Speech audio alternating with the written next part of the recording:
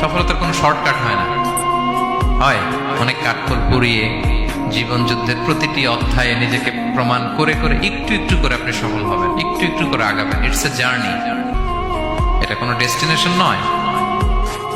এবং সফল হওয়ার পথ পরিক্রমায় কোনো লিফট নেই, সিঁড়ি বেয়ে উপরে উঠতে হয়।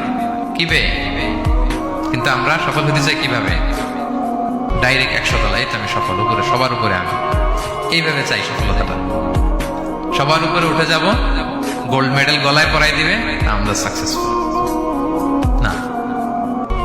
সফলতার রাস্তায় কোনো লিফট থাকে না। কি দিয়ে উঠতে হয়? সিঁড়ি বেয়ে ঘাম জড়িয়ে উঠতে হয়। দেখেন, শুধু আলোর মুখ দেখার জন্য মায়ের পেটে আমাদের কত সময় লাগছে বলেন তো?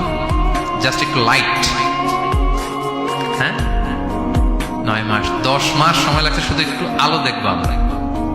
একটু আলোর মুখ দেখার জন্য আমার লাগছে 9 মাস। আর এখানে আমরা শর্টকাট খুঁজি, খালি কি খুঁজি? সফলতার কোনো শর্টকাট নেই। অল্প এফোর্টে যারা সফল হতে চায় এরা কোনোদিন সফল হয় না। ইউসুফ আলাইহিস সালামের জীবনীটা একটু খেয়াল করেন, একটু একটু করে তিনি সামনের দিকে গিয়েছেন এবং সবশেষে